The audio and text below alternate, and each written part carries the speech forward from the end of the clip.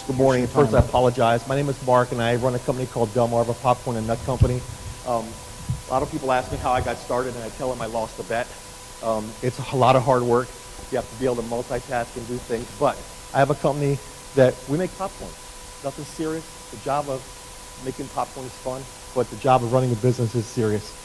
I started my business when I went to a concert. My mother was blind, and I would take her everywhere I went. So we smelled the popcorn. She loved it. She said, "It smells great. Let me go get a bag." So I went and got a bag. Everybody was busy in this arena except for the lady selling popcorn. She's sitting like this, and everybody's no presentation. So I got the popcorn. We had it, and it was great. So on the way out, I grabbed 2 large bags. And I said, you know what, I can do this business. And I have a close friend of mine I told. I said, on the way out, I said, you know, I'm going to start one of these businesses. I got home, got on the internet. 3 weeks later, I had bought a machine, $20,000, and I was ready to go to work. So I traveled around doing doing Renaissance festivals and craft shows and things, and it's very difficult traveling by yourself, setting up and doing everything. It just got to a point where I said, you know, there has to be another way to do it. And someone mentioned, you know, why don't you try farmers markets? And I said, that could be it. It's, you know, 4 or 5 hours a day, and the work is fun, and you know, it's a fun business. But we started doing farmers markets, and this was about 2004, and that's what we've been doing since.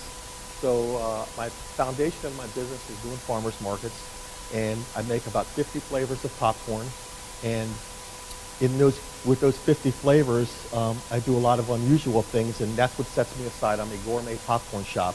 Unique to this area, you have Fishers and you have Dolly's and other people, and they're making the caramel points and things, and I do all of that.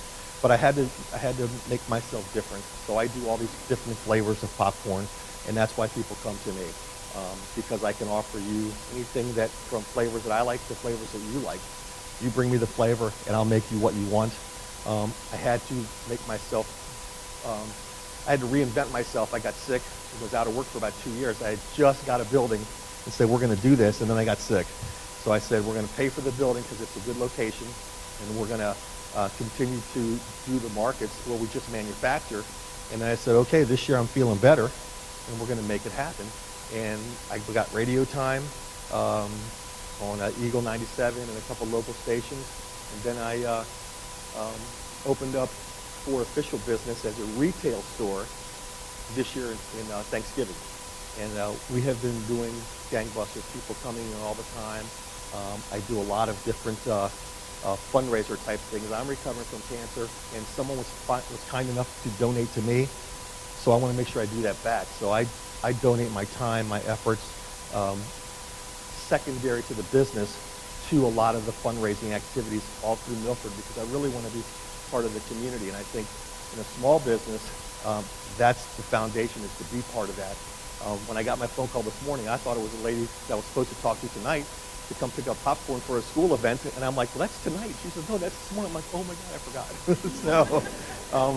So I apologize again, but yeah, it's, you know what, business is tough. I always, you know, I watch the show The Profit a lot.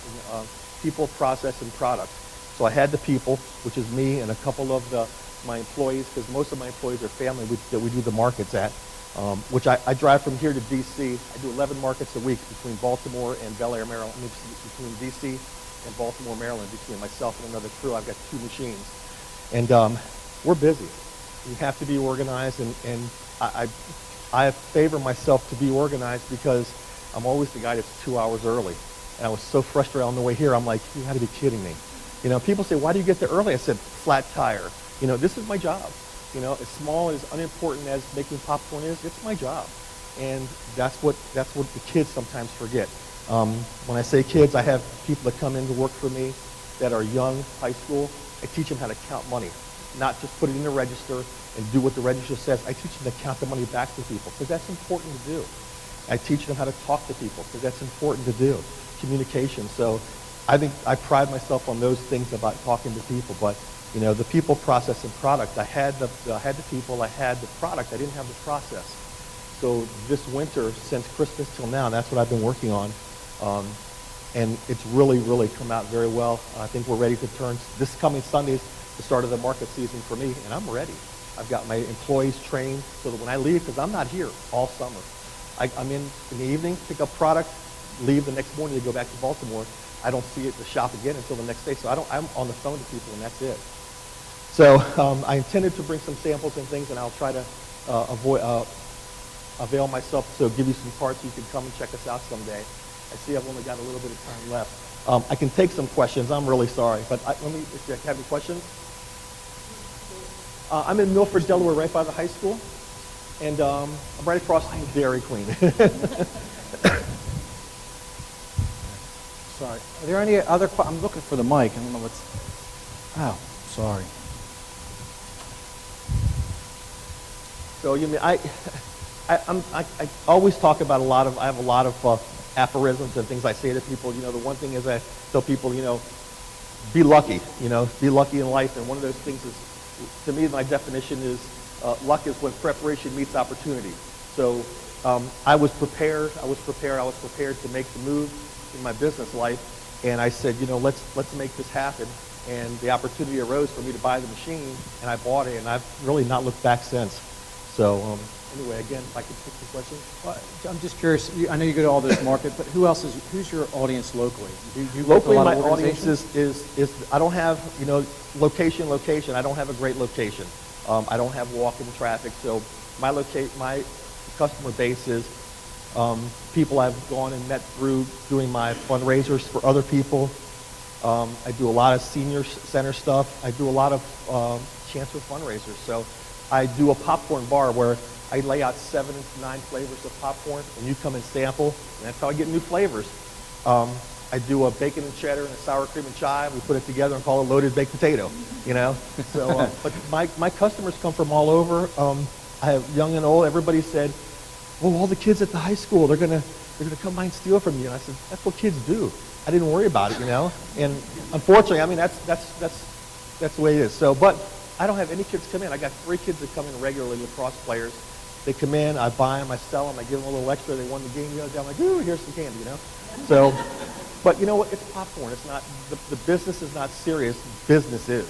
And I tell my girls that if you make a dollar mistake, it's okay, learn from it. Let's not do it again, But that's where I talk about counting the money back. And I harp on them. Last year, one of the kids graduated high school. She'd been with me for 4 years. Every summer, 3 days a week. And everybody calls me Uncle Mark. So she sent me a letter at graduation. Uncle Mark, thank you for all the help, everything you've taught me. At my new job, I know how to deal with people. I am the only one that knows how to count money. And I was like, yay! She was the hardest worker. She was the hardest kid I had to break. She was the one that, I got to do it my way. And I just kept saying, do it this way, do it this way. And I had a good mentor in the restaurant business in Atlanta, and he taught me everything, And that's, I wish I could find the guy today because I owe him a lot, Questions? You also have nuts, correct? Yes, that's where the meeting I have this morning is with a nut purveyor from Pennsylvania. He's coming down to see me. So I want to be known as the local snack shack. I make popcorn. I promote a lot of things that are local. All my best friends are farmers from doing the farmers markets, from Gettysburg to Biglerville to down to Southern Virginia. There's a guy that does berries that comes from Richmond to Baltimore. It's the hugest berries in the world. They're beautiful. So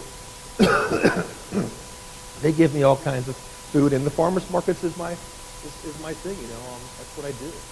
You do them all locally here too? I do Rehoboth Beach on Tuesdays, and that's really all. Most of what I do is government work, where I go to work in D.C. at the Reagan Center.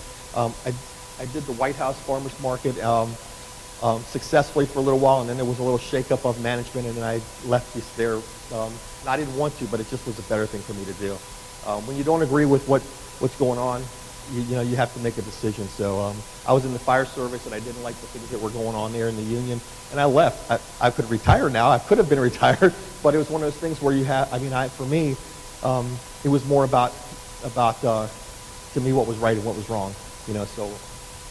So I do farmers markets mostly from Baltimore all the way up to Bel Air, and in some places we do 2 a day.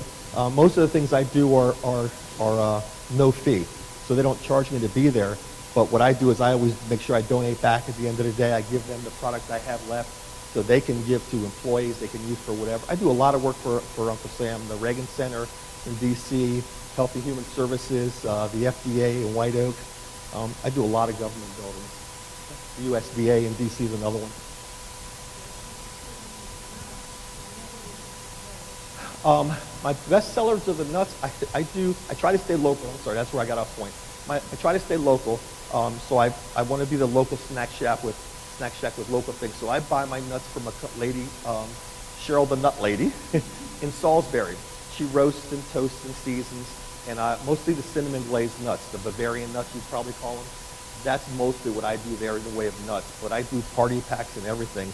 So I'm going to be bringing some of those nuts in myself to season and package, but I'm not going to do the roasting that she does because that's not my business. I'm a popcorn guy. But I want to make sure I provide for my customer. I have a very good friend that's featured in Food Network magazine, and he does hummus. He does great hummus. So if I can, as I progress forward, I'm going to bring a refrigerator in and we're going to provide his stuff. I'm probably going to bring in some other local snacks. Michelle's granola out of Baltimore. She makes a great granola. So I'm going to try to be the little gourmet. That's going to be my niche thing. It's just doing things that are different. And that gourmet stuff is what I like. Yeah. And supporting these farmer people. These are small entrepreneurs. My friend in Baltimore has a restaurant, and the restaurant does good, but that's not what he wanted to do. He started making the hummus. It's called the Wild Pea, and it's a great product. We have time for one more question. Okay, have you thought about packaging your service to weddings and parties and creating little party packs and little labels for the bride and groom and all that kind of stuff? Yes, I have, and I do that now presently. I had a conversation with a lady coming from Wilmington this Saturday, 300 people for a wedding. I've done things where I've provided. I don't want all your money. I just want a little. So I tell people, what's the best way for you to do it? I can package it for you in cones. I can package it in nice little packages. I can do the labels. You can do the labels. I just try to give them what they want. And again, I just want my little bit of money. I do popcorn bars, very popular at a wedding. It's so much less expensive than people doing the candy bars. The kids are doing that nowadays. Popcorn, you can mix and match and do. It's not a lot. $100 to buy you a lot of popcorn. But for the weddings, I do the different packages of popcorn. I do for holiday things. I do for Easter. Yeah, so I'm aware of those opportunities, and I try to capitalize on them. I mean, again, I have to make myself different. If you go to the beach, you're getting caramel corn and a couple flavors, and I have to present myself differently. And I don't do a lot of. This does my advertising for me, and I have cards I'll give you guys. I have a business card with my business card, and then my girlfriend has a business, and I have another card with both of us. So we both get to advertise and cross-market. She's in Lewis, and we continually, hey, if you're going to Rehoboth, here's this. If you're going to Lewis, here's this. So, and I do the same thing with my friends at Fight for Farms. Hey, I got a big event this Saturday coming up to Fight for Farms, and we're going to have a huge, spring festival or whatever. But yeah, I'm always available for any kind of packaging. That's our next market, is to move into a wholesale market in packaging. Got the product and everything. Now we've got to find the right package, because people have, by demand, have required me to take the next step and move towards packaging and selling it wholesale. Because I do have a really good product. It's very different, unique. Everything's cheese-based. So it's not the popcorn you're going to buy at the store where it's popcorn and it has some Old Bay sprinkled on it.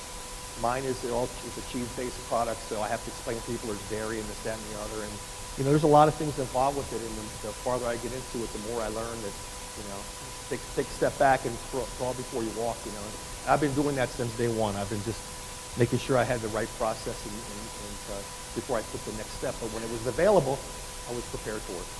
Mark, what can we do as a community to support you and help you grow? I ask people just come in the door. If you come in the door, you can see what I do, and I'll hook you.